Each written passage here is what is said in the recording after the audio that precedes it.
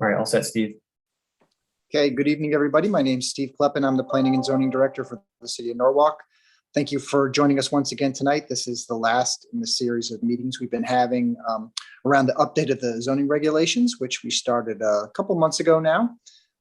This is kind of the last meeting of the kind of the initial outreach phase, and from here the consultant team will get to work starting to kind of craft the regulations and put things together. So hopefully you've had a chance to join us to this point, or if you have not, all the videos are on the Zone Norwalk site and also on the city's YouTube page. So if you want to go back and look at those, they are available. And with that, I will turn things over to Brian and Jessica from TPUDC. All right, thanks so much. Appreciate you being here and spending your time with us tonight. I'm going to run through a presentation pretty quickly that tries to encompass all the things that we've heard this week and show you the work that we've been doing this week. And hopefully you'll see some of your ideas and thoughts reflected in this presentation. And then at the end, we'll have a question and answer session, just a chat until everyone's questions are answered. So I will go ahead and start sharing my screen. And let's see. All right, can you see my screen? Yep. Great. All right, so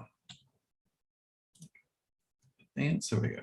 So Jessica, do you want to run through this real quick for everybody online? Yes.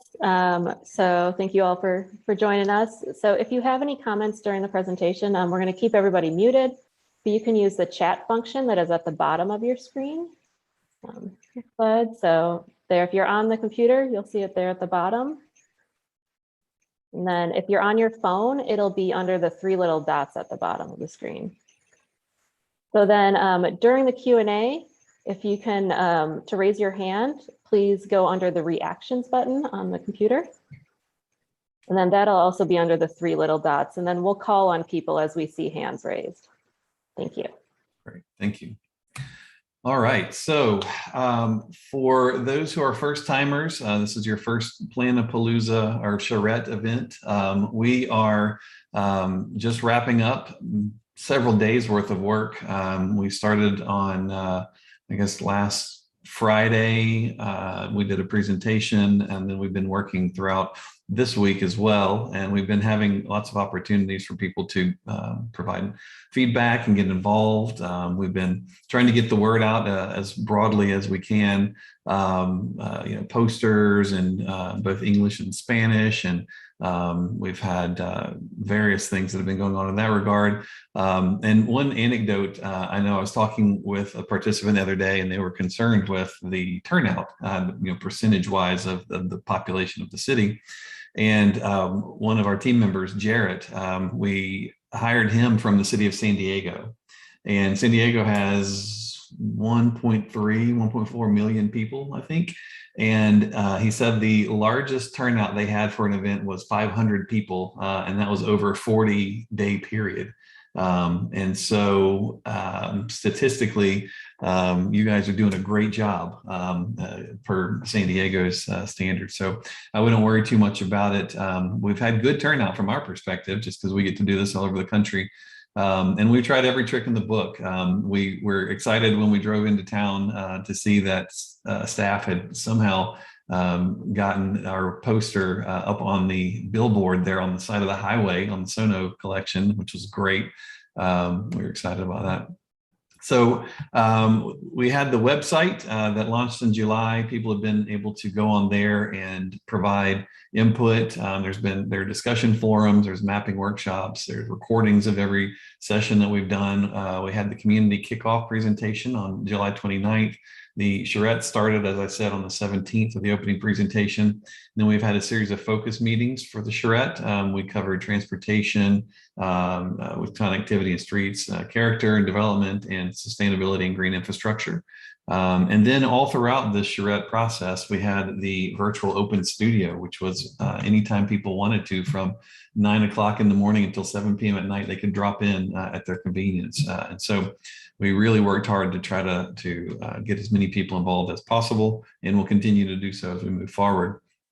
So tallying it all up, we've had about 100 people in attendance throughout all the different meetings and different things we've done thus far. So that's encouraging. The discussion has been great and very thorough. The mapping workshop is still up online, so people can go online and add kind of go through this. It's self-guided. It's very easy, simple instructions, and you add markers to the map, and we go and look at that information. It's very helpful for us to understand what people are interested in.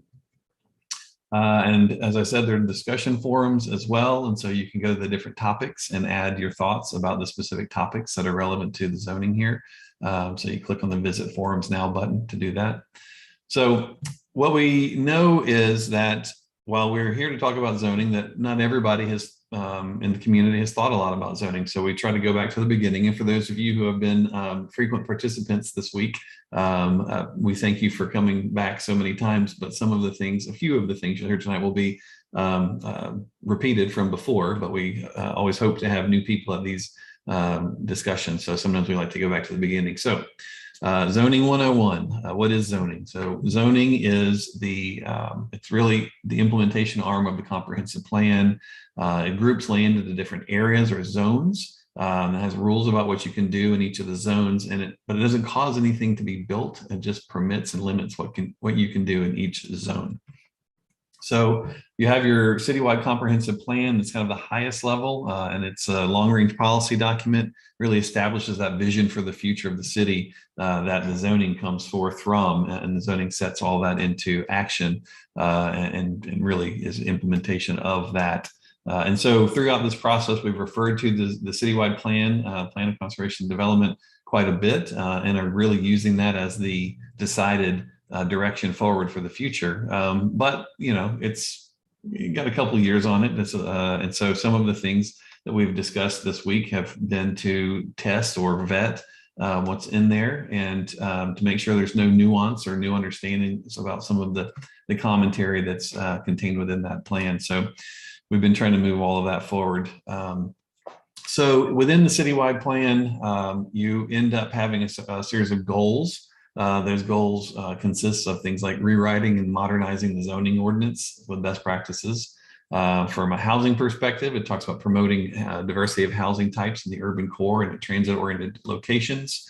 Mobility, it talks about making land use decisions that support walking, biking, and transit. From an economic prosperity perspective, it talks about seeking to retain and grow, attract a wide range of businesses. And then from a sustainability and resilience perspective, it says balance environmental protection, water dependent uses, and public access and recreation. So one of the things that we try to do is show you things that are familiar to you and sort of tying the zoning to it. And so some of the concepts we're going to talk about tonight in this presentation will help you start to understand this more. But a little bit, just sort of taking a snapshot of a moment in Norwalk, moving from transitioning from the understanding of the vision to the code. Looking at this moment here, several of the things and everything in here can be related to zoning today. So looking at the number of stories, something would be related to that. The setback here, they're very minimal, so it's really a zero.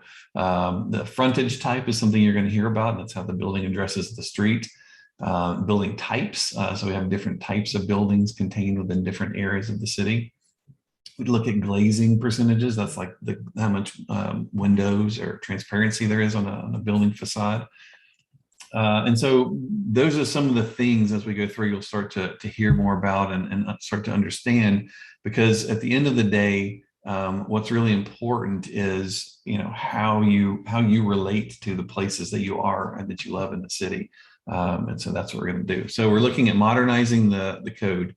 So we've heard a lot throughout this process, and this is just the Cliffs Notes versions. There's many other things as well, but several things came up over and over. So we'll go through those. What we heard during the public input process, people have asked for a greater variety of housing types, allowing for multifamily and accessory dwelling units that fit into the character within single family neighborhoods. People said there's a desire and a need for more affordable workforce housing. We've heard that there are issues with enforcement that we can't do anything about as we write the ordinance, but we certainly can make sure that the rules and regulations that are to be enforced are those that are needed. We've heard from several people that they wanted to have a form-based zoning code for their new zoning ordinance. We heard from people wanting to maintain the marine character. The views to the water are important. They get blocked off, and that's concerning to people. We've heard that there's a desire to protect natural resources and coastline. We heard a good bit about green infrastructure and it's how important it is. Things like pervious pavement, solar, green roofs, sustainable stormwater, et cetera. People have said the tree canopy is important. They want to protect the historic character as well. Protect some industrial, but look at other locations for it possibly. And there's an industrial study that's going on right now outside of our project, so that the results will come forth soon. There's a need to address the contractor yards that are in the neighborhoods and adjacent to homes. We've heard that walkability is important and needs to be improved. Managing all modes of transportation is critical. Streamline and make zoning easier to understand. And then look into the parking standards, shared parking. So those are the kind of the high level things that we heard this week. And then looking in at there's an assessment of the zoning ordinance that was done, and you'll see some similar themes pop up in that document. It talked about reorganizing the sections of the ordinance and grouping similar related topics.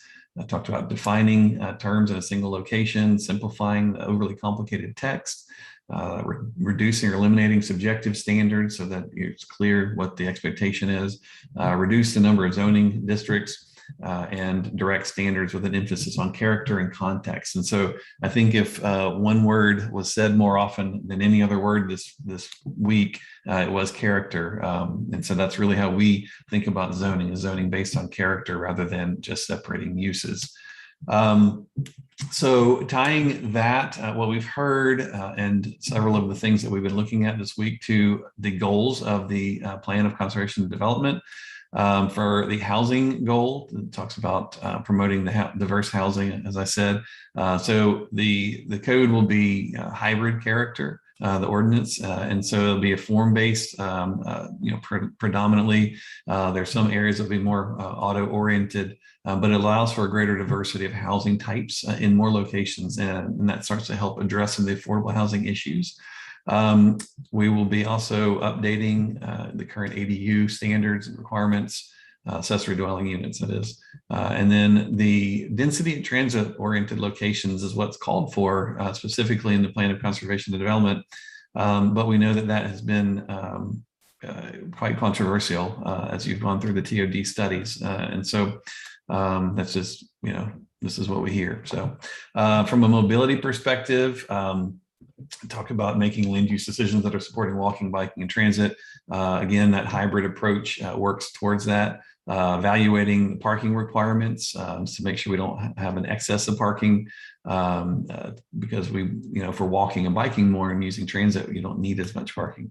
Requiring parking to be behind buildings rather than out in front in a more suburban model. It starts to have a huge impact on the character and the walkability and the desirability of the community if the parking's out front. Evaluating streetscape standards, providing thoroughfare sections that start to fit the character. So there's not a one-size-fits-all solution for roads, and then allow for a variety of development in walkable and transit locations. From economic prosperity, retaining, growing, attracting a wide range of businesses. Because of the character-based approach, we're able to allow for a range of commercial building types that are more compatible in more areas. So you don't have to separate them so much from everything else.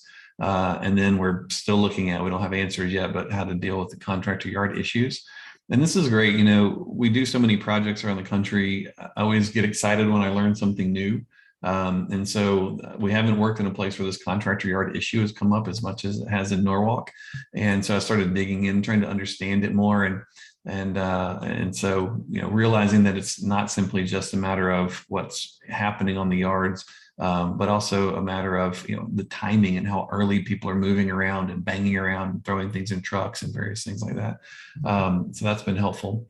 The sustainability and resilience section, looking at protecting water dependent uses, public access, and environment. We're looking at creating water specific zoning districts, creating civic zones for open spaces, providing for more walkable and bikeable destinations, considering sustainability measures as part of the standards and requirements in the ordinance, taking into account the proposed tree ordinance, and then looking at impervious surface requirements so stormwater can be dealt with in a more sustainable way.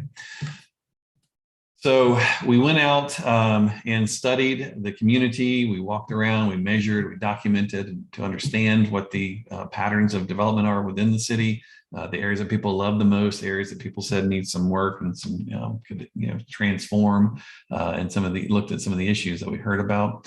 We did a translation table to do what the report said about the zoning ordinance, about simplifying and consolidating some of the zoning districts. And so we did that to see which ones are similar enough that they could be grouped together, and then also translated them into character districts. So each zone would be based on the character of an area. We will have uses in there, so don't worry about that. I said before and went into depth about it in the opening presentation about how most zoning ordinances are obsessed with and hyper-focused on separating one use from the next. And they don't really worry about character and the built form and kind of what the results are of development in the future. And so while our character-based approach deals with that in a very nuanced and elegant way, we still have uses as part of one of the things that we regulate. So I mentioned earlier frontage types. So we'll be incorporating this concept of frontage types that isn't in your zoning ordinance now. So looking at things like porches and stoops and shop fronts and how they all, how the buildings address the street. We're looking at some specific and unique frontage types that you all have. This shop that's been attached on the front of a house. In some of the historic areas, it's really kind of a unique and interesting thing. Some of them are more refined than others. And so I'm sure the feelings that people have about how they're executed can vary, but having standards to allow for that. And then having this idea of a sort of a dining court where people can, it's nearly like a single family house that has transitioned over the years into a commercial, and some may have a restaurant inside or something. So how do you deal with the dining in the yard, and then a porch on a commercial structure as well, not just on a house. We also will be incorporating building types. So which building types are appropriate in each character district. And so we have things like houses and duplexes and live works and row houses, et cetera. We'll be specific about our open spaces. We'll have different open space typologies, and they'll also be, appropriate in certain character districts. So even those will be context sensitive. So parks, greens, squares, plazas, et cetera. And then we'll have signage standards that are also set up to incorporate the idea of character and where they're appropriate, and focus on pedestrian scale signage and things rather than interstate scale. And then all of that comes together in a clear and easy to use document that will be the new building zone regulation for Norwalk. So some of the zoning concepts we've been looking at and how to incorporate the idea of missing middle housing. People have talked about how do you allow for a wider variety of housing types. And so that's something we're looking at and incorporating.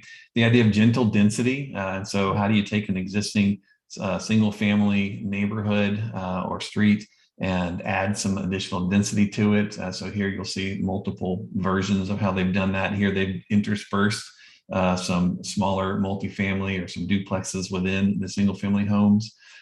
Here they've done it along a particular street, they densified there. So there's a lot of different ways you can do it. And so as we talk about some of these building types, just as a refresher, reminder to you all, I mean, you have lots of examples of different building types, but sometimes they become a bit abstract when you think about zoning. So here, when we say duplex, we're talking about something that looks like a single family house that happens to have 2 ways in, 2 doors. The idea of a cottage court, we see a lot of these popping up. You may be a little bit too dense for this because you're so built out. The idea of having smaller cottages around this common civic space has been well used. Townhouses or row houses, so having them address the street, not a suburban row house.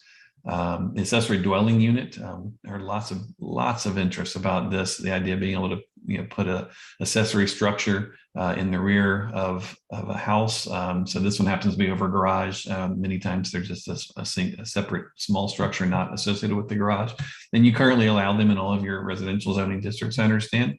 We're just going to be looking at what it is that makes people feel like they need to tell us, hey, we need to do more with accessory dwelling units because something's going on that's making people mention that to us. When we talk about apartments, people keep saying, oh, we don't need any more multifamily. And so we had a discussion about what that means, what that looks like. Are they saying we don't want apartment complexes that are large scale multifamily? And just to clarify too, not everyone said we don't want multifamily. We've heard some people say that, but probably an equal number of people said we're okay with multifamily, but it just needs to be done well. So I love these images. This is the heyday of multifamily when they used to do these great looking apartment houses. Essentially, this is actually a new one. This is like a 4-plex unit. And so you can see that apartments don't have to be massive, don't have to be suburban looking. They can address the streetscape. The image here, this is actually a single family detached house right next to this apartment house. This is a very desirable street to live on.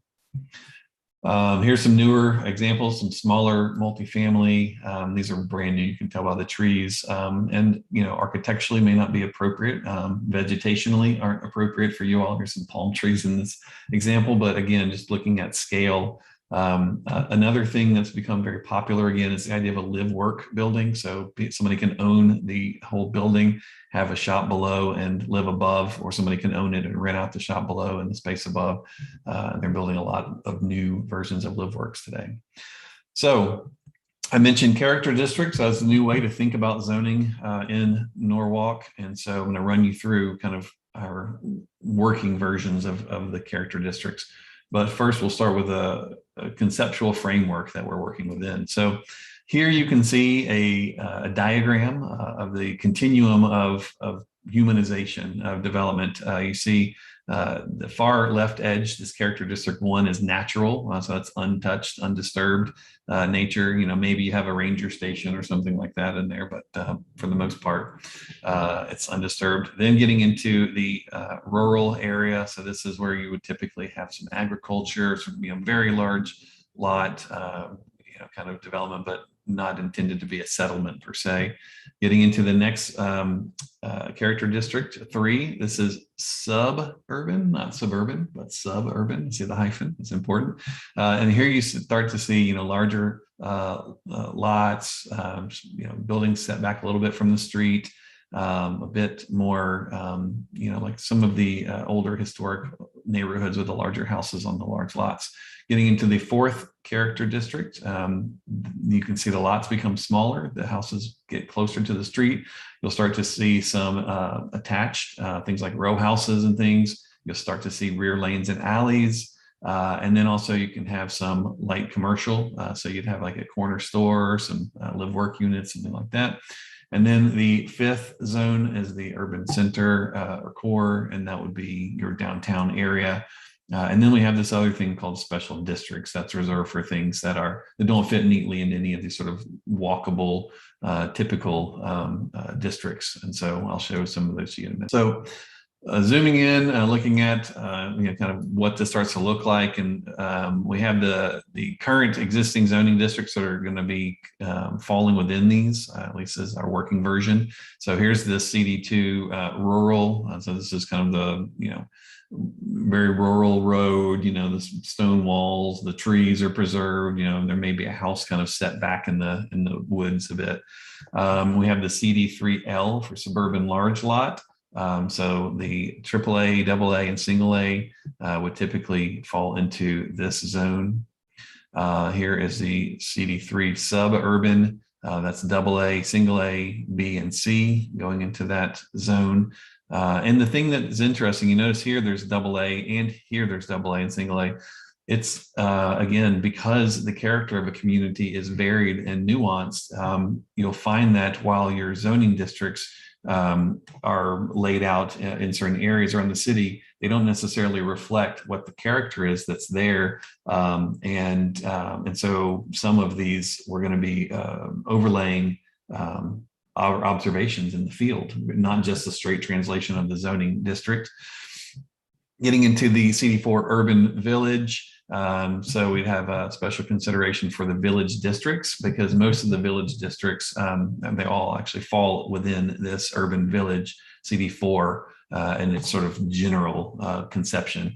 And so that would include D, NB, EVT, ST, VD, GH, VD. So for those of you who haven't memorized all the zoning districts, I apologize, and I haven't memorized them either. So you'll just have to look them up as this comes out more. But and so the idea is we've gone through and analyzed all of your village districts, and we've seen that there are a massive number of similarities in their current requirements and regulations. But there are a few things that are different. And so within this CD4 urban village section in the zoning ordinance, it would have all the standards for CD4 urban village, and then it'll have a special, kind of section for the different, the differences from each of those specifics, but it makes it where you don't have to have a separate district for each of them. So it's a nice way to simplify. We also have a CD4C. This is a general urban corridor, and this would include B1 and B2. And so the idea would be that you'd have are more of your conventional suburban auto-oriented strip corridors that look about like every other cities in America, thinking about the idea of transforming them into something better. We've heard that you all don't love the fact that you are kind of like the dumping ground for big box that nobody else wants in their surrounding cities. And so the idea would be, if you're going to have those types of larger auto-oriented kind of uses, that they can play by some rules and fit in nicely into something that approximates a nice character of a place that you want to be. So that's that. Then we have another CD4W for general urban waterfront. And so here we're obviously focusing on the marine oriented uses and some of the unique aspects in that regard as well. And then CD5 urban center. So that's your downtown core. And then one of the things that's kind of great is when you're looking at the street whose name I can't ever remember, well, you'll know what I'm talking about when I say this. So when you're downtown, you have some buildings that are really tall, that 12, I don't know, maybe zoned even for 18 stories. But some of your what people think of as down people love the most are. You're muted, Brian. That's weird. How long have I been muted? Just a second. Okay, good. About 20 minutes. So anyway, so I was saying, this one area that we love so much is Jessica. What street is that? Where we had dinner that first night? Washington Street. Washington, I thought it was. Yep. I was afraid to say it. So Washington Street. So it's so wonderful, but the buildings aren't very tall, even though people think about that as sort of part of the heart of your city. So, but besides the height, nearly everything else is the same as some other areas. So that'd be a good example where we'd have a special consideration to deal with that Washington Street height. Ooh, wrong way. Here we go. And then we have a CD5W, so the urban center waterfront. And so that's, again, a bit more intense, higher scale, but along the water. So there's some special things that we have to sort out there. And then I mentioned those special districts before for areas that don't easily fit into some of those other districts. And so that would be like, there'd be a light industrial special district, a heavy industrial special district, a marine commercial, a hospital, and an education one to accommodate the community college as well. And so those are things where we're not trying to make them, be lovely, and they need to do what they do. They need to function. And so we try not to impose such a high degree of walkability, bikeability, but you can do it. The image that you see here is an image for an industrial area that really, it's like a great place, but you still have, larger scale industry around the edges. And so there's some cool things that you can do in that regard. And then we'll have a civic district, because right now all your parks and things like that are just simply part of the whatever zoning district they happen to fall under. And so this actually protects them and gives them their own district. So in order to explore some of these ideas and learn more about the community and start to try to figure out, how does what we're doing from a zoning perspective relate to the things that we heard from the community, we start to look at these different focus areas. And so we, have been directed, by the citizens, and they said, hey, look at this, or hey, check out that, or you should see this, and some of the things we just came across on our own. But we like to do these specific plans and renderings that I'm about to show you to help illustrate in a more concrete way these zoning concepts, kind of like when we put the different like height, number of stories and all that on that photograph. This kind of will help you in that regard. So we looked at these different areas, Norden Place, the industrial that's over there that seems to be a little bit defunct. The waterfront area over here next to the bridge that's being replaced. The Webster Street lot for urban infill. We looked at a neighborhood or village center concept here on Cedar. And then the suburban retrofit concept along Route 1. And there's no particular reason. Well, a lot of times people say, oh, I live over here, and, why didn't you do something in my neighborhood? And so really the thing is, some of these things are unique. And so we called them out. Others of them like really suited, they're suitable to show these ideas. So these aren't intended to be proposals to say, here, you should go do this, and to try to make this happen. It's not like a master plan. We happen to just use planning as a tool. And we've drawn on people's property we don't control, by the way. So if you happen to own Norden Place, we know that, we haven't talked to you, and this may not be what you're hoping for, representing Norwalk, or if we just superimpose something from outer space and plopped it on here. So we try not to. All right, so the first area we're going to look at is Norden Place. So one of the things that we know is, you have a lot of different industrial areas. They tend to be around here and tucked within neighborhoods and houses and things, and they're smaller. This happens to be a pretty big parcel. It happens to be surrounded by single family and other residential areas here. So we know that in the past there's been concern about how this develops. And so we've tried to take that into consideration and address it. Now, what we wanted to do more than anything, though, was to show the idea of what does industry of the 21st century look like? What does the knowledge economy look like? We know there's a large scale facility there that could, you can make large things in, but that type of industrial is fewer and farther between these days. And so we wanted to show sort of a modern conception of how this could be transformed into something different than it is. So now you have the giant, large building here that you can see, if you look at the roof line, was pieced together over time. They added on, they a little grew here, grew there. Then there's the data center here and the apartment complex back here. And then you got the train tracks and the highway here. So what we wanted to try to do was to show you how you might break this down to do some really interesting things. And what people are looking for these days in the knowledge economy is the idea of more of a campus, a place kind of experience. And so if you were to try to attract, you have a couple of these research and development districts in your current zoning. So if you really want to get, R&D and have, smart people making smart things and thinking smart thoughts and all of that, you have to kind of do it a little differently. So Here's what we are showing. It's a lot of different colors on the map. And so what you'll see is along this main road here. And by the way, planning staff hasn't seen this. This is the first time any of the client has seen anything we're doing. So I hope that their heads aren't spinning as well. But that just goes to show all of you who are participating how transparent this process is. So they're they're eagerly waiting to see each slide as it pops up. Again, to illustrate an idea, looking at because this is single family along here, and I know there's been concern in the past about having residential as part of this. There's these apartments here, but we felt like sort of addressing the street in a more residential way made sense. So we have some row houses here. We've left these sort of wet areas for parks here, a little bit of multifamily, and then getting into these orange. This is more office, research and development kind of things. We broke the big factory building down, but we left some of the parts and pieces. So if you see this shape here is still here. We punched the road through it, and trust me, these things can happen even though it seems far-fetched.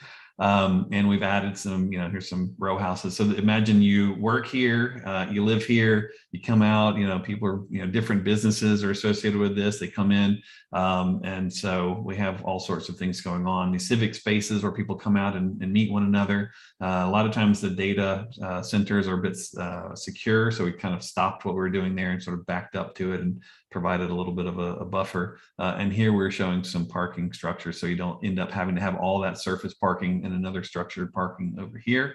But one thing you'll notice is that these aren't parks around here. These are actually green roofs and solar installations here. So we're wanting to kind of bring that through as we're looking at these different ideas. So again, I know this is quite radical, and I know that people in the neighborhoods have said they weren't interested in seeing residential. We just wanted you all to see, when you think about attracting new types of industry, knowledge industry, this is the type of place that they're looking for going forward. So I can say just how it is, but there you go, some inspiration for you.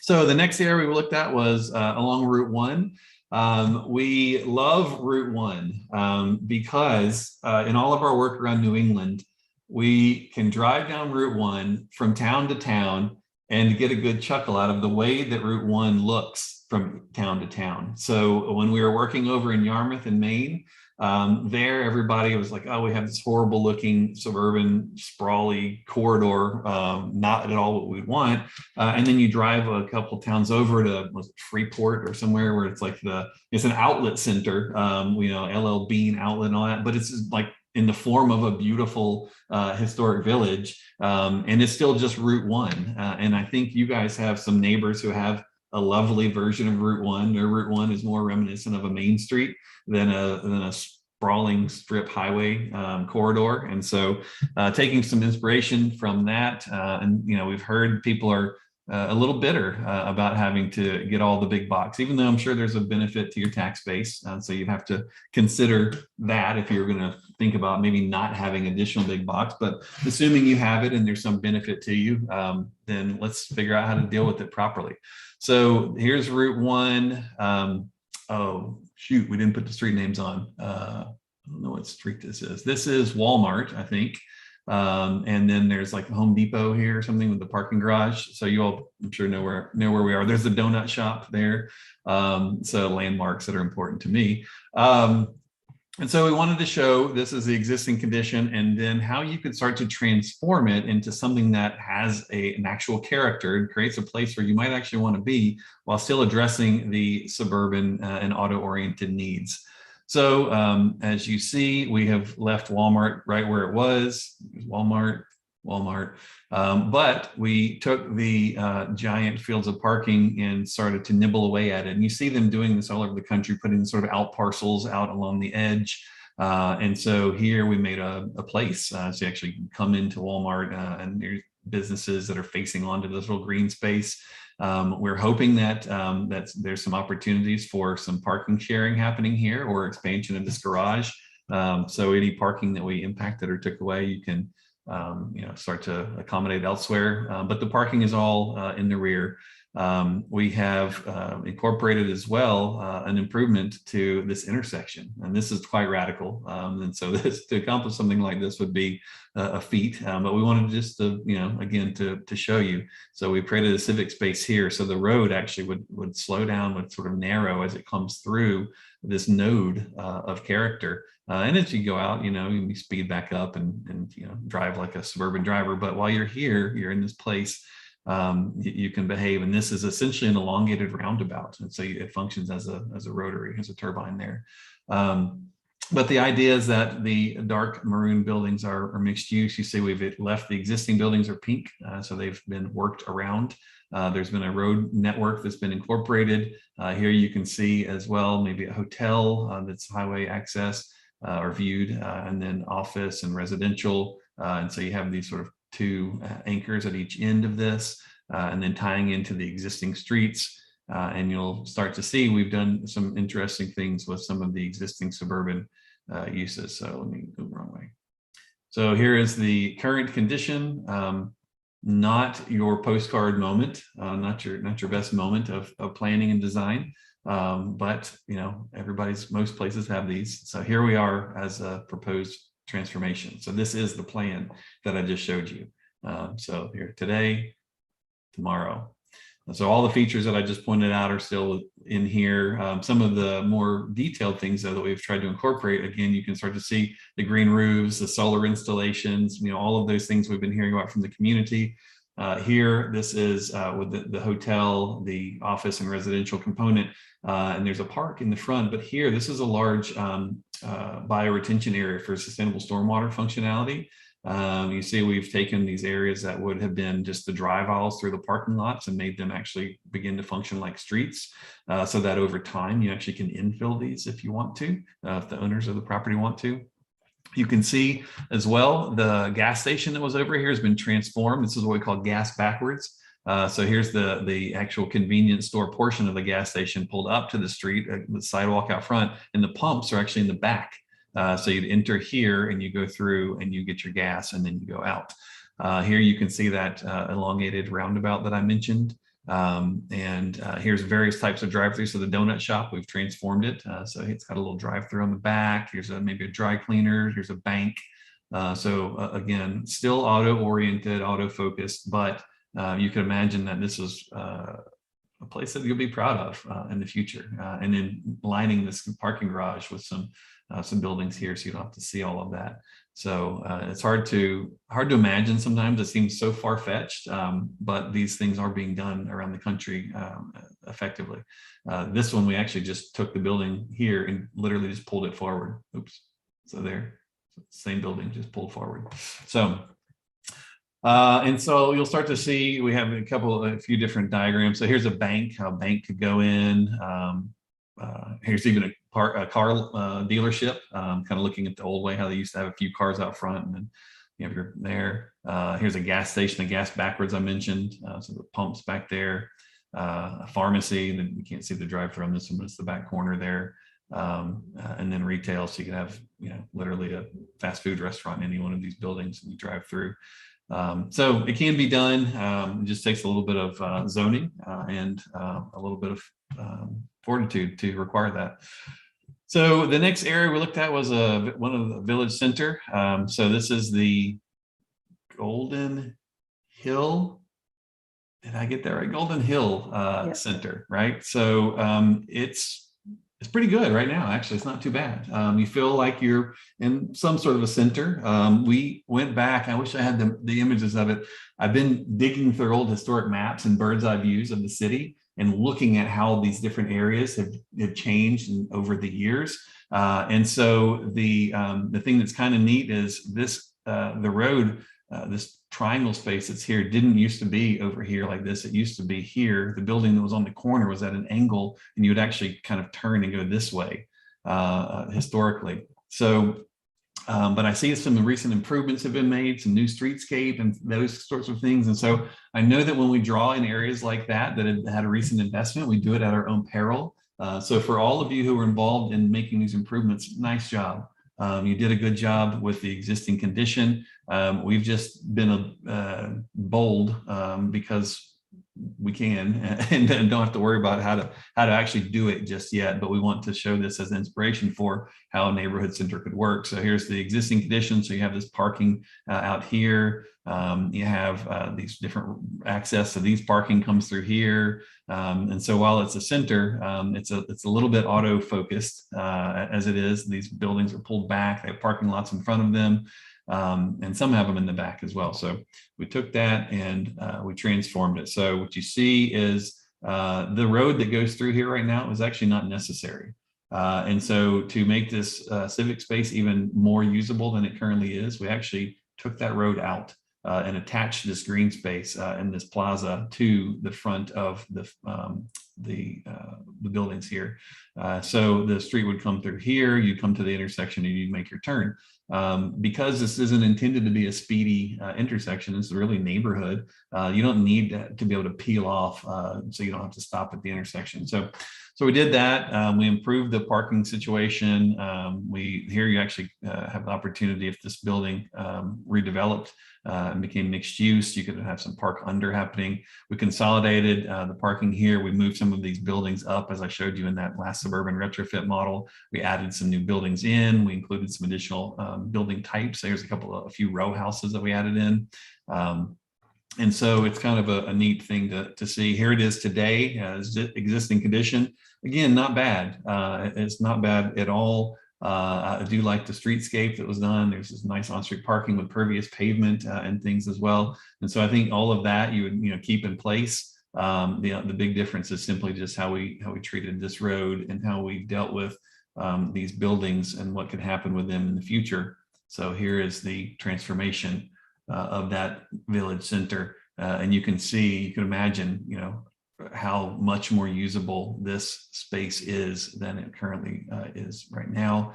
Again, though, keeping your wonderful streetscape improvements, adding a few new buildings in. Here we've just improved where the parking was out front. Now it's more consolidated in the rear. And so adding always our solar, our green roofs, wanted to make sure that always comes through. Here we have our sustainable stormwater flow through planters along the streetscapes as well. And this would be quite a lovely place. So the next area is the waterfront, kind of between the bridges, this little area right here. That is really interesting. There's a great little group of buildings that are here. They're sort of set back at an odd angle from the street with parking lot in front of them. And then you have all this kind of going on behind them. And so what we're trying to look at is how you can do some interesting development in some of these areas that look like they maybe want to transform. They were something else in the past. And how can you do that? So we picked this area. And so we know we have some water-oriented use requirements we have to deal with. We're trying to deal with some of the sea level rise issues that we've been talking about throughout the week. And so we wanted to look at how we could add new development. And so we've connected into the streets that are here already. And so that works nicely. We've left the existing buildings where they are.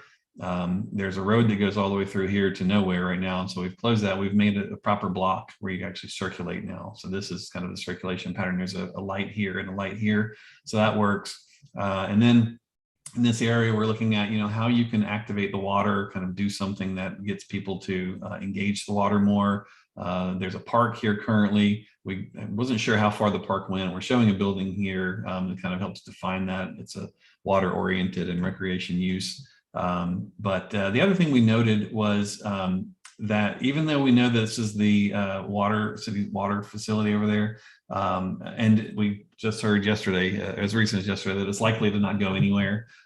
We did take note that there happens to be an opportunity here as they're redoing the bridge that if you wanted to, and if this happened to become something else one day, you may be able to punch a road through to have the connectivity across the tracks in that location, but wouldn't be necessary, until you decided that you could there's a better location for this facility. Nonetheless, we've shown it here as well. We have a parking structure here that's up against the tracks that makes it where we don't need all the parking that was sitting around here before.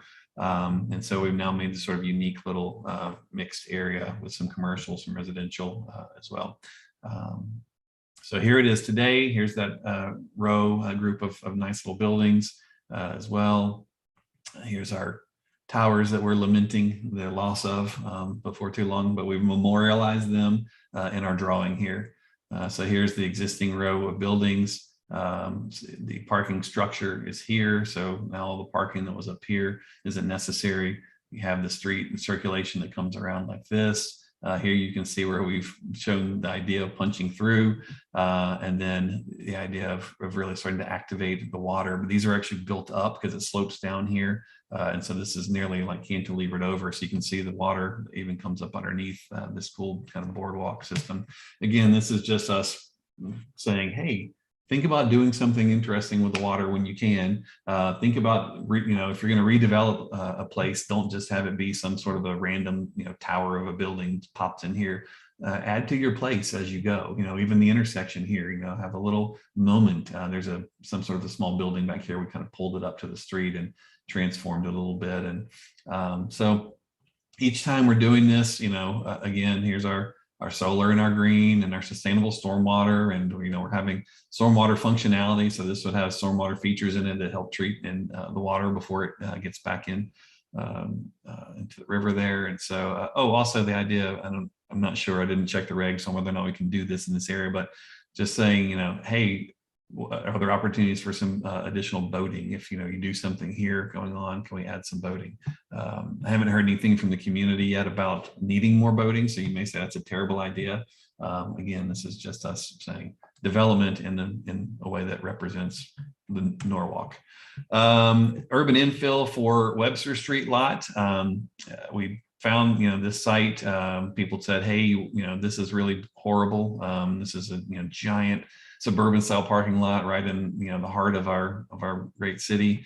What can we do with it? So we've got the movie theater here. We've got the the really tall building here with a new park, and trying to figure out how this can all work together to become something.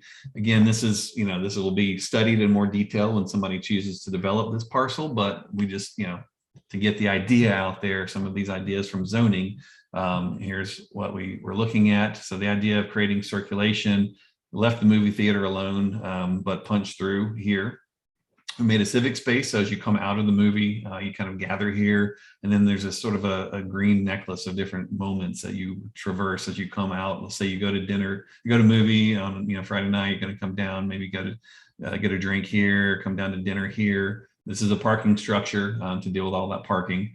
And then another small parking structure here. This is the existing building that's there. These are existing buildings. We've shown them, sort of greening their roof, adding mixed use development here with some surface parking as well, adding to what we call a liner building on this blank wall of the movie theater and on the side here where we punch through. And so now you can imagine this becomes this really, unique and special addition to the city. You added to in a Norwalk kind of way the city, and then improvements of the streetscape. It's no longer a place you'd never want to walk. It actually feels really good to walk along here. So looking at that, so here it is today. Here's your very tall building looming over these other buildings, and so we were showing how it could transform. And so here it is in the future. Again, here's the movie theater with its new green roof. The new road kind of punches through, weaves your way through these different civic spaces where people could hang out. Left these couple of buildings alone here. We have this really neat little small scale, intimate, near like pedestrian alley. Some of these buildings actually face in onto it because these have backs of these buildings here. So this is really cool space within here. Here's a parking lot, but also could be set up like in Europe. You have these parking courts. So it's kind of a nice place to park. And when there's no cars, it feels great too. Here we're showing on the large parking structure the idea of a solar shade system. So the cars are actually underneath here on the top floor, and then this would be solar above. And then we went full Monty here. So we got some wind turbines added to the tall building there to catch those high breezes. Again, we're dreaming big here, but just wanted to share that. But the things to note are, what are the building types that are appropriate? How have we dealt with parking? Parking's in the rear. We've created streetscapes. We have street trees I don't think we've shown power lines in any of the renderings. So we actually should maybe need to do a version of these renderings without any greenery, since we have such a hard time getting street trees around there. But nonetheless, it's aspirational. So let's see. So that was it. Those are the big ideas that we've come up with so far. Hopefully we haven't freaked anybody out too much. Hopefully everyone's clear that we aren't proposing that these things happen on these sites, and it's just an idea to consider. But most importantly, thinking about what you're seeing is everything that we've drawn here, all the new development, even in the most suburban like auto-oriented places, has this idea of character, but it's not one character, right? This is much more urban than the village center that I showed you. It's a different character than the suburban retrofit area that I showed you. It'd be a different character than the industrial area. And so everything that we've done has been, we've looked at what's around it. We've looked at how it might transform, how it might stay the same. And so the key thing to take away here is that the zoning ordinance can handle all of these things, all of these nuances and special features, and add a lot of flexibility and diversity. Because if you had set this up and done it in a conventional use-based way, and maybe this was just, an office building, and this was just a, commercial area, and this was, there's residential across the street, and, all of a sudden, next thing you know, people are saying, maybe we need some buffers between these because these things don't feel like they go together. Well, when you look at it in this way, you can see the different heights that we've gone from really tall to medium to low to mixed use to commercial to movie theater, all of these things, office, incorporated in harmony together, in a way that is additive to the future of the character of the city. So timeline and next steps. If you haven't gone on the webpage yet, check it out. It is zonenorwalk.com, and all the videos from any of the meetings that you may have missed this week, and this video will be up as well. And you can still go and participate in the exercises that are on there. So please do that. We are here in the process. So the next thing we're going to do is take all the feedback that we've received this week, and the things that we are going to gather from the webpage and different exercises, and we will start drafting the regulations. We'll create the client draft. So Steve and the planning department will take a quick look, make sure we haven't forgotten anything important that we all talked about or done anything wacky. But after a cursory review from their perspective, the public draft will come out, and so everyone will kind of get that at the same time. You'll review that as a community. You'll take a look, you'll give comments and feedback to the planning department. They'll pass those along, consolidate them, give them to us. Then we will work on drafting the final regulations, the final ordinance, and it will begin its adoption process. So everything that we've done or will have done up until the point of adoption process is sort of extra, as bonus. It's in addition to the normal process by which you could give input. So don't feel like if you missed a meeting or you have a big idea in a few weeks or whatever that it's too late. There'll still be opportunities to talk. So how we do hopes, dreams, fears, aspirations, concerns. Do you feel like I just showed you a presentation from some other city that's not Norwalk? Do we hit the target at least somewhat? Who's first? We're going to start with our raising of the hands.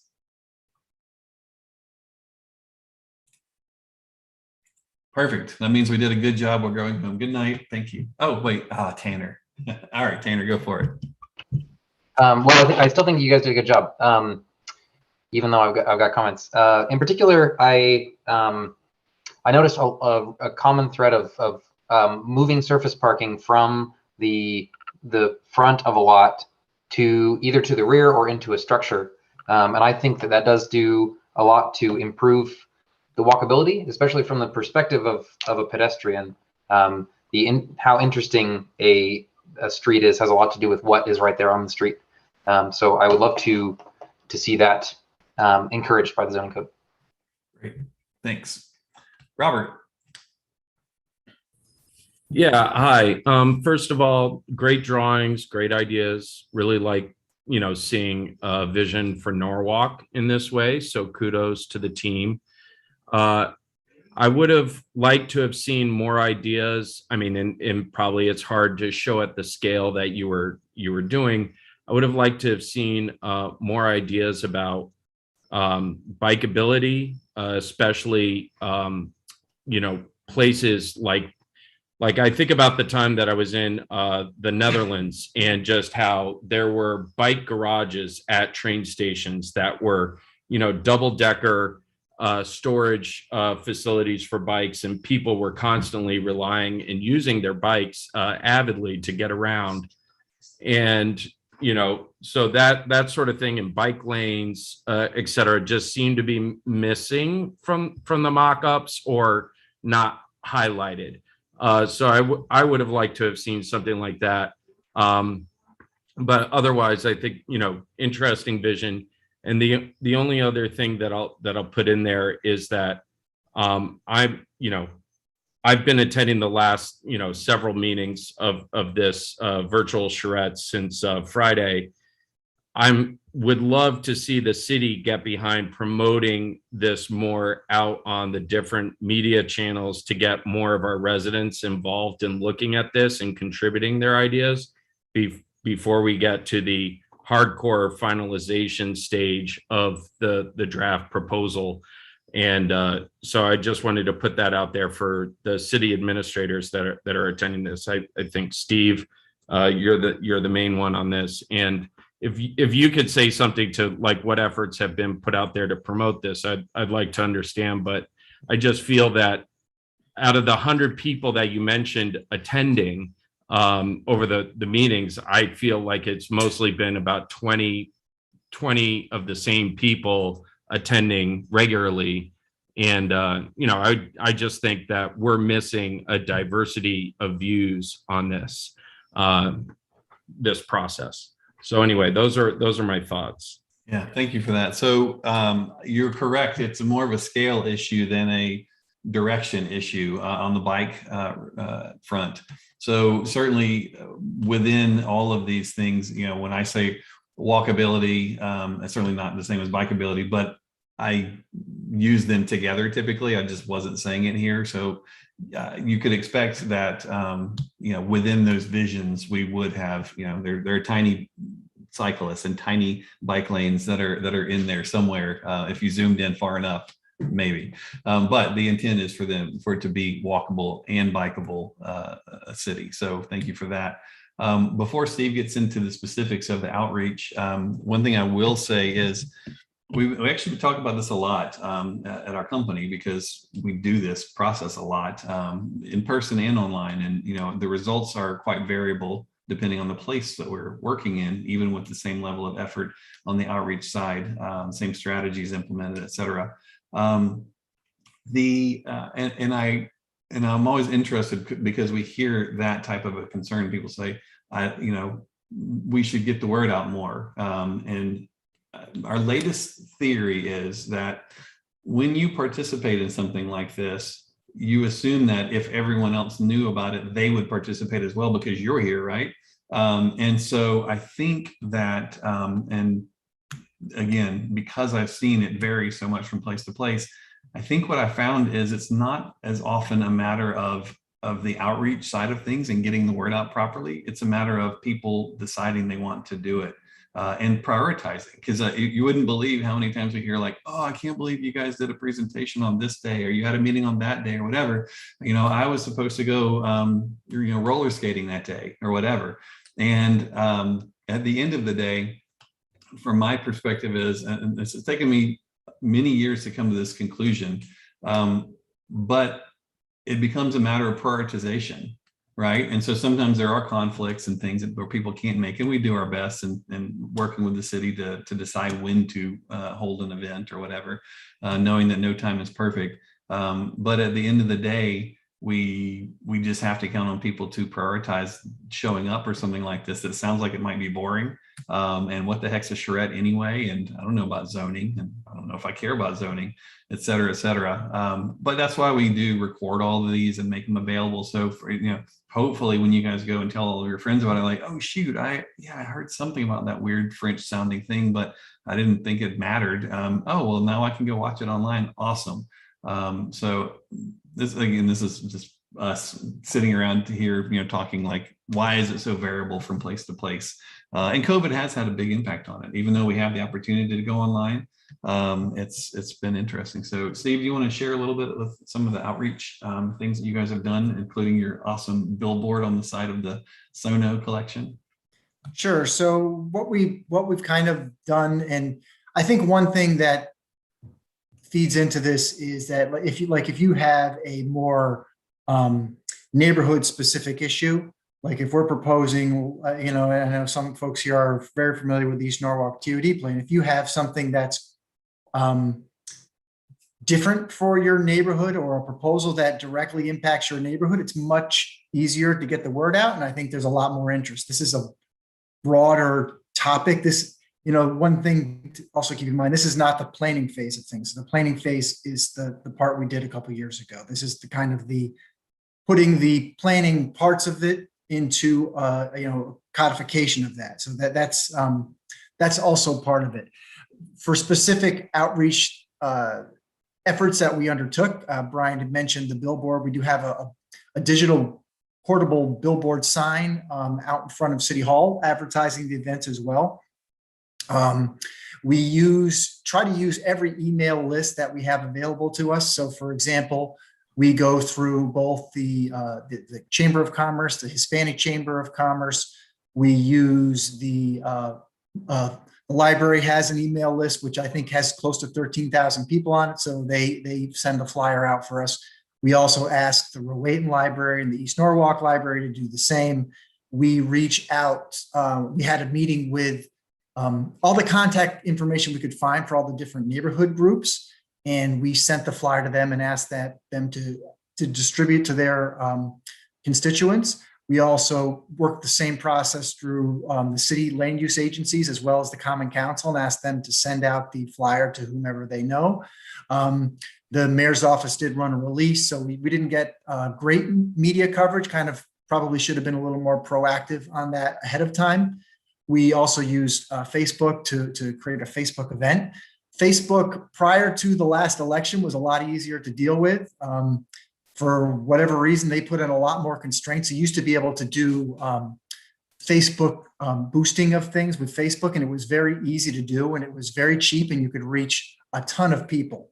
But the way they changed their guidelines, they've made it almost impossible to put these events out there in an easy way. So that's a little bit of a drawback.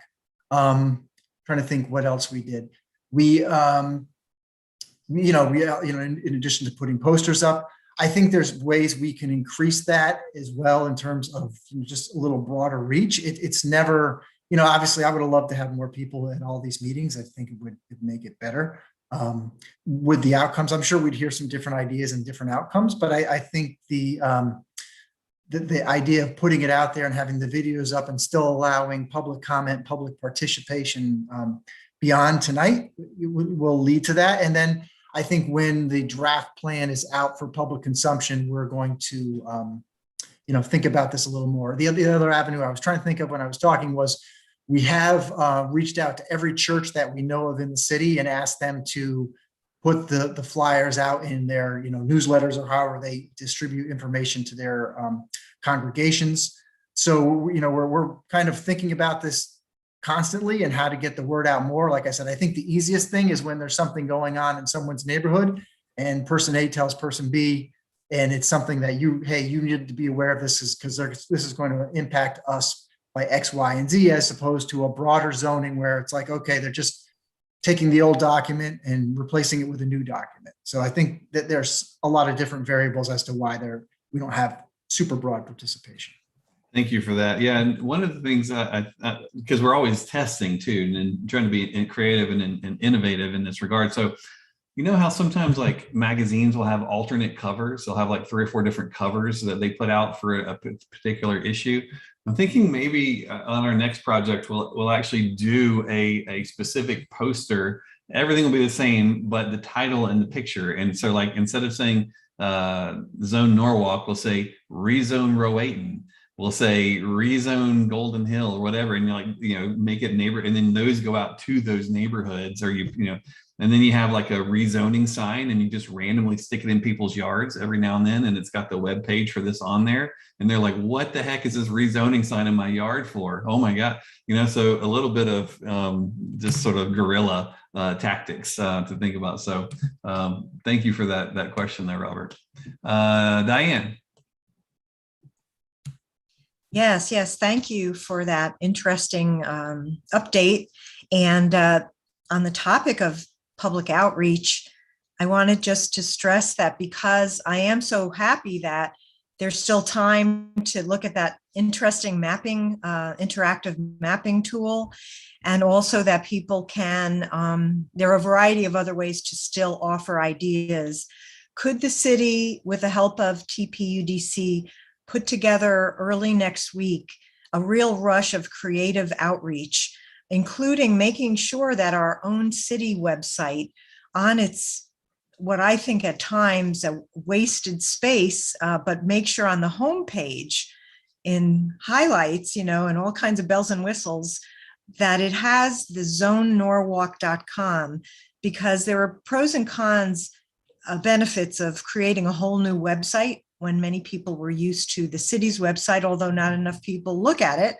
Let's make sure that the city's website has this, and also City Hall has a banner. I think they did have some posters, but I get around the city, and I just think if maybe somehow getting Channel 12 to show that there's this really great program, we still have time, and let's talk it up.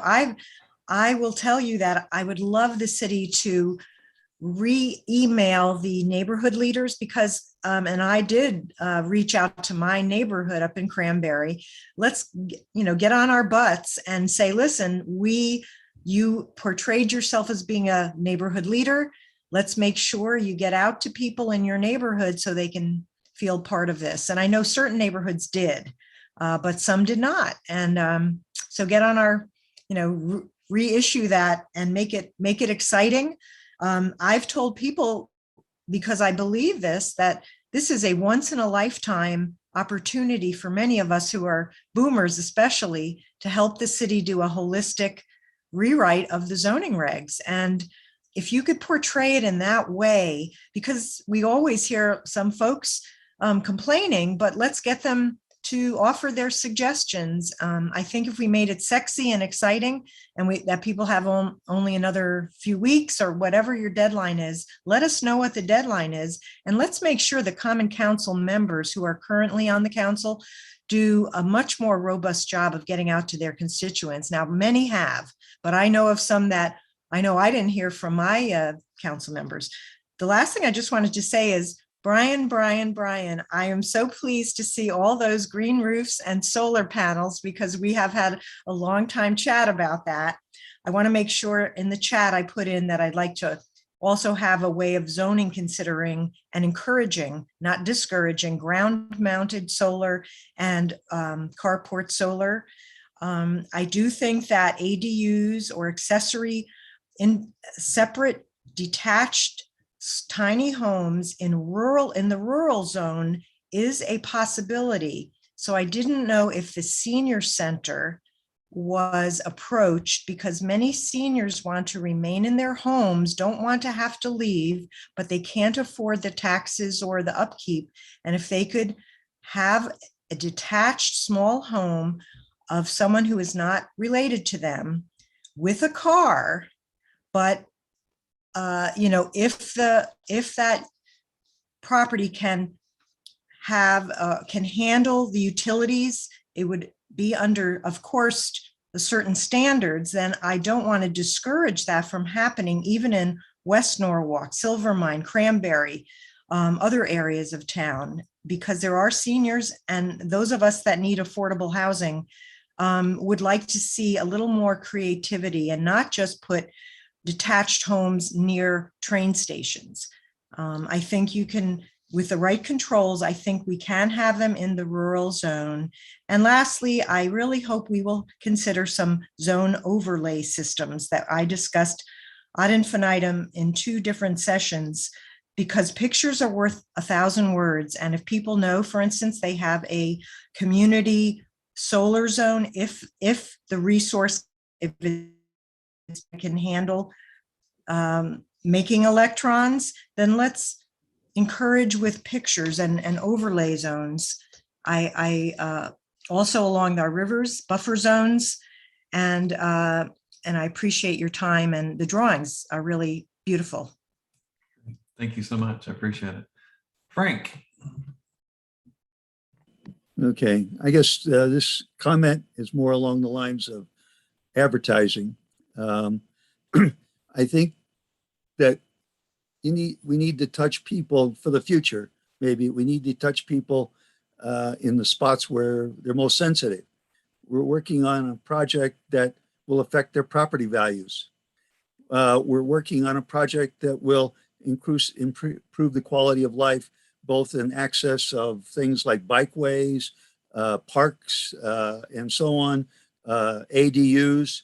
In other words, a lot of points have come up, and in the ads for the future, when we go through maybe the review of the zoning, we kind of focus on those areas that touch people financially and things they're interested in. And those become sort of you touch their passions. They want to be involved because those things affect them personally. So. Great point. Thank you, Frank. Scott. Hey, gang. Thank you all again. I actually liked a lot of what I saw tonight. Hats off to you. I do think your plan for that area around Walmart and the big box stores on Route 1 to create a pinch zone there would send a group down with pitchforks down to Tennessee. So. Yeah, all you have to do is send them over. What's the name of the town that we looked at, Jessica, that has a great Route 1? Oh, Darien. Yeah, just send them And over Westport. to Route 1 over there, right? And see how it works. Anyway, no, I loved a lot of what I saw tonight. I appreciate it. And while I have endless thoughts around what we could do better to market things, I figure I can just email Steve and Brian and bother them with those ideas. So one thought that I had that I just hope you'll keep in mind is around special permits, because I feel like special permits are the sort of pin in the balloon that everything you've shown us, as awesome as it is, it's like one special permit gets through and suddenly it's it's the tip of the spear. It's the point that all of a sudden you've changed everything about what we're doing here in the town to bring it into the 21st century while maintaining the character of the past. And so I would just encourage that we put a lot of thought around how we handle special permits that favor the residents over developers, what have you. And I get that developers isn't a dirty word, but I do feel like right now the process favors developers over residents. And it creates a lot of issues where we look at it and say, how did that happen? And then it's like, oh, special permit.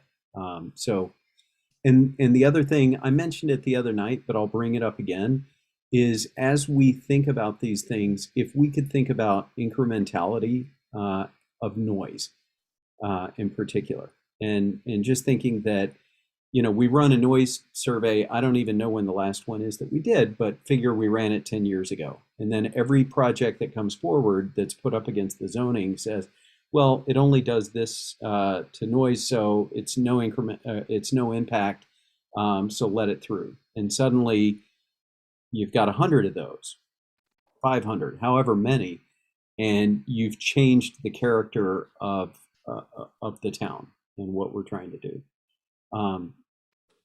And the last is just thinking, I don't know if there are ways for us to supplement the work that you all have done to drive through town and visit different areas and talk with the leaders.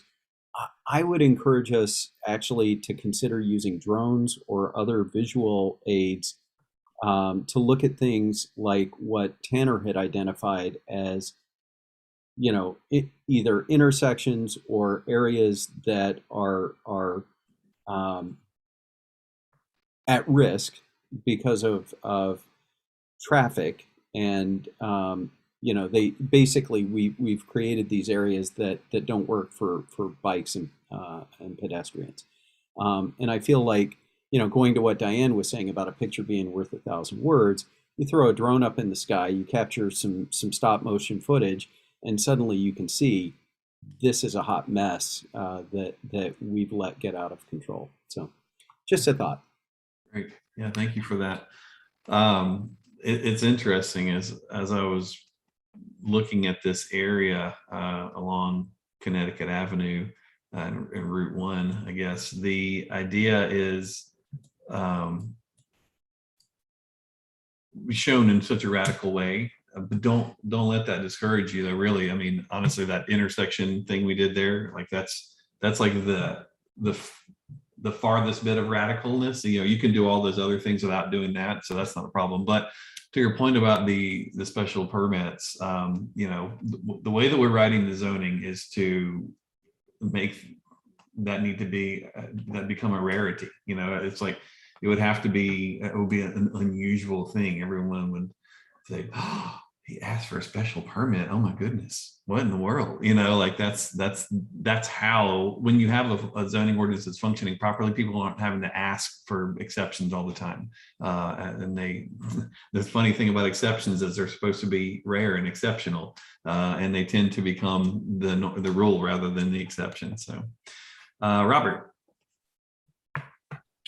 Yeah, hi. So to kind of go to, I believe it was Diane's point around, additional housing units for, people that want to stay on their property, but, rent out the main house. What are your thoughts, and what are the flexibility around, one of the things that I've fallen down a number of YouTube rabbit holes has been around tiny homes, or taking shipping containers and converting them into homes, but just all these new innovative ways of making more of a confined space, and then maximizing the amount of of the property as yard and outdoors. What are some thoughts around that, and how that might fit in with what you're doing for Norwalk?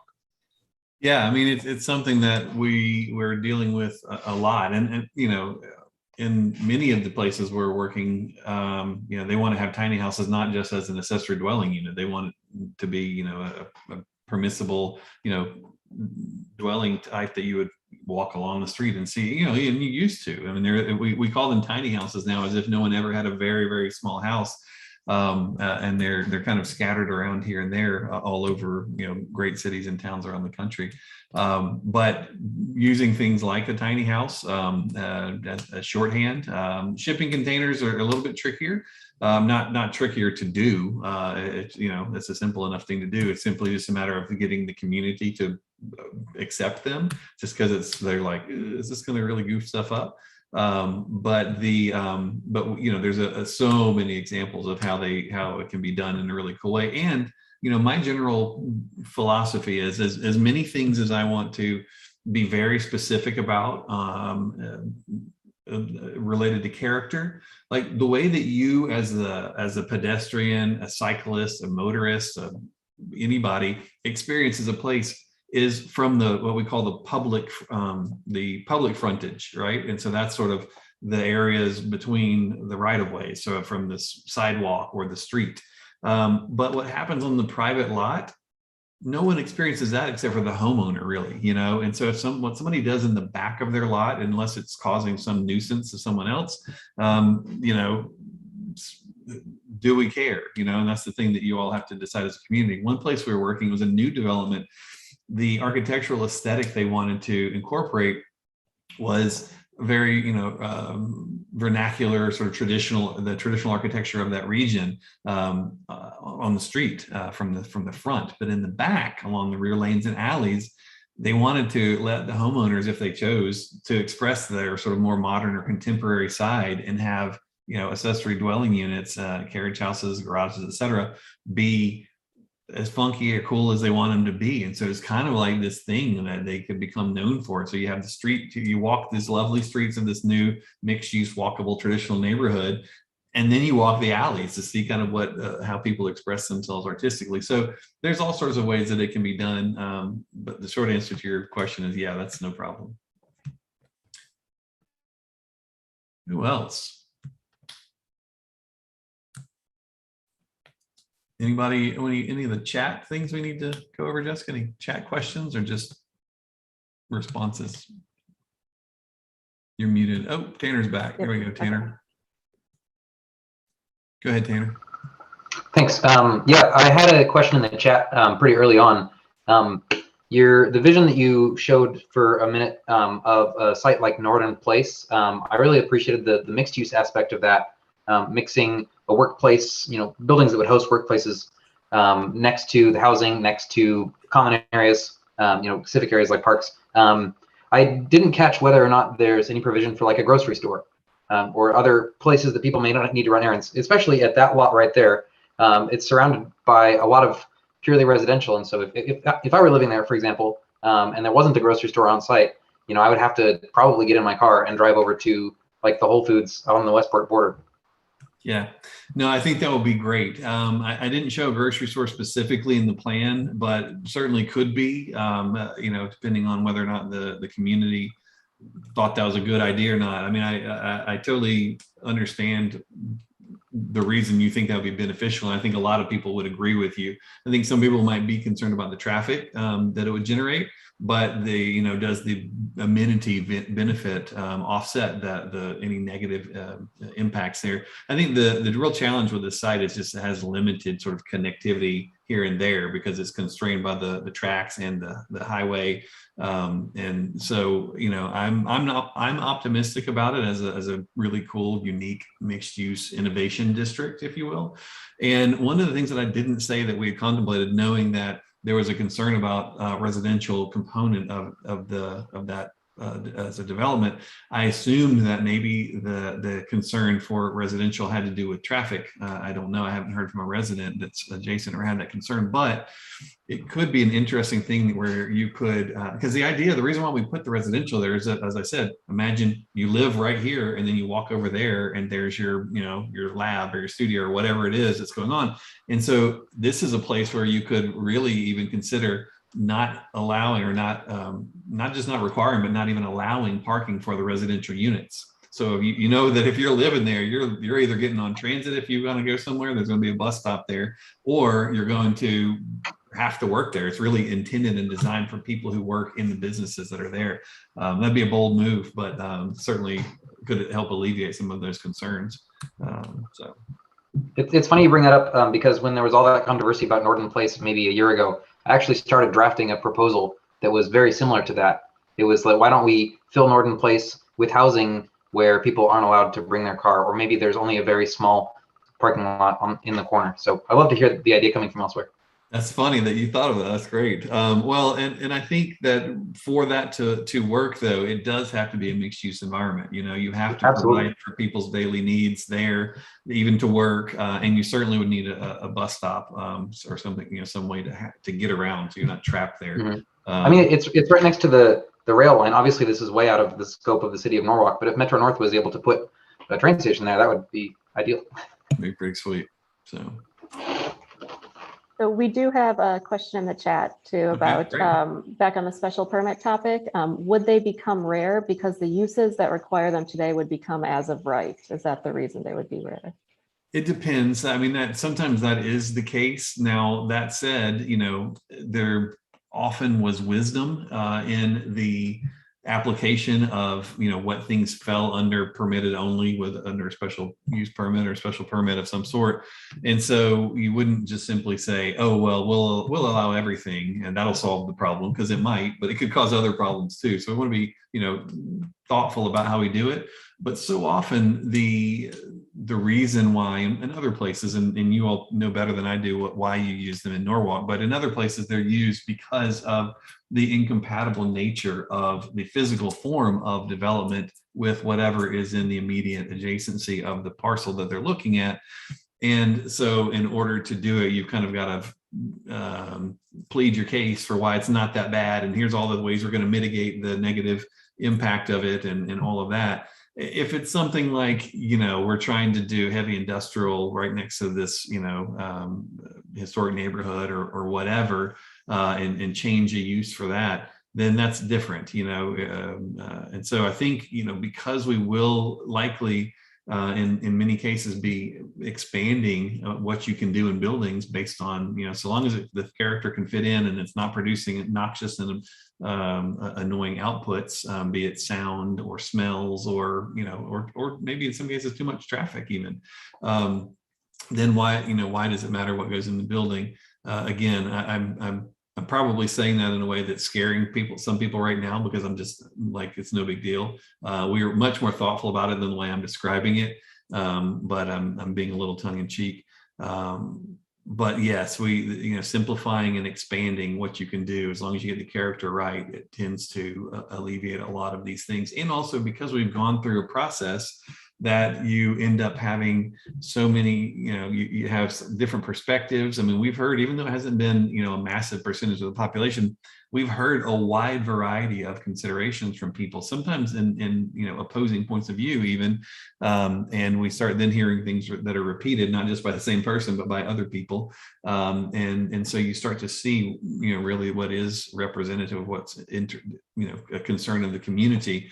And so as we go through this process, we'll vet all of this stuff to make sure we haven't missed something that has been working for you all. But because there has been a process and there is an intended outcome, i.e. specific character that's been very carefully, thoughtfully, and scientifically generated based on the zoning ordinance, then it's really hard to make the case for why, I know that we did all that, and I know that this was a carefully drafted ordinance and all that, but I have a better idea.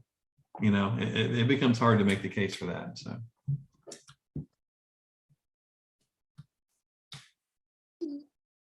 I don't see any other specific questions in the chat. There's a lot of good comments and we are keeping track of all those. But if I missed a question, please raise your hand or let me know. Oh, Robert.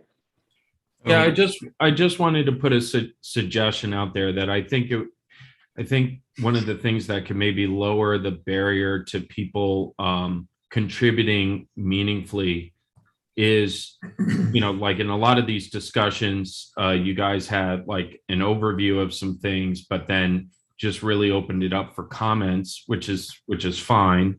But I think a lot of people need to understand what kind of the different options there are for some of the topics that are discussed and kind of pros and cons related to them, so that people can weigh in and say, well, I like the sound of that option more than the other options, sort of thing, in terms of whether it's green infrastructure, sustainability, integrating clean industry, mixed use, et cetera.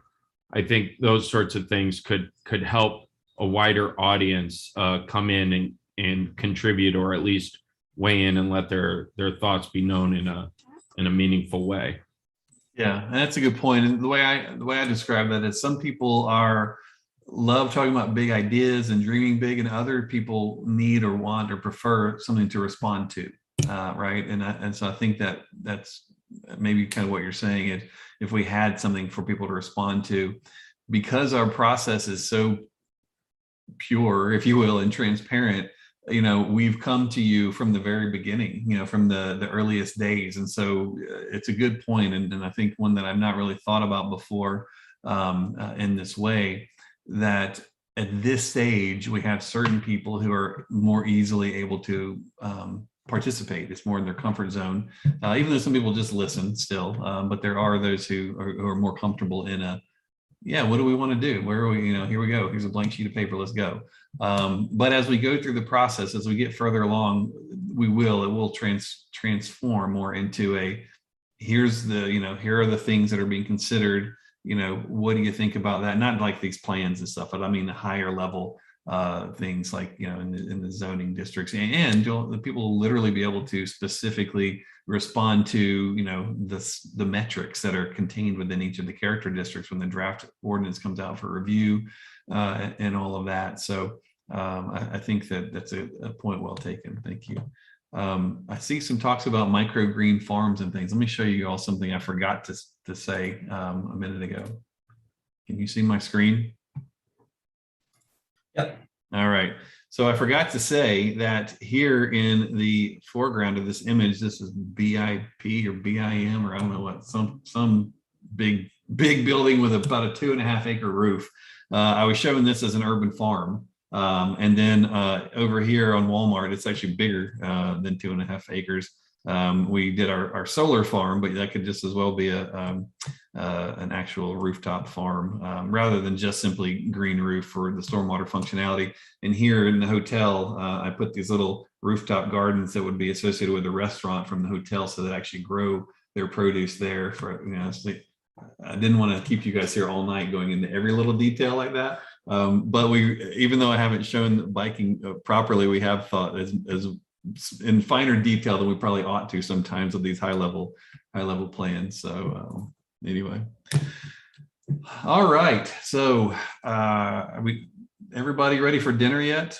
You guys, I see now. Yeah, Tanner got 2 thumbs up, two analog thumbs up. So thank you all for participating. Those of you who've come out several times, I really appreciate that. It's really helpful for you. I hope you can see that we've really worked hard to listen and to incorporate the things that you've said. One of the things that you can say as you're telling people about this process and why they should show up, we have a really bad reputation for being good listeners. And so if we listen to the people who show up and we write the document accordingly. And so if we don't want to leave anyone out for sure, but at the end of the day, we can only respond to what we hear. And as you heard from Steve in his long list of efforts that they went to, I'm not sure how many more things you could do to try to get the word out. So we will continue to listen as people continue to participate and new people come along, and hopefully you all have had a good enough experience and will become ambassadors. And so the next time we have a meeting and people say, well, where is everybody? I'll say, I don't know. Ask Tanner, ask Scott, ask Diane. Yeah. So we'll get there together. But hopefully we made you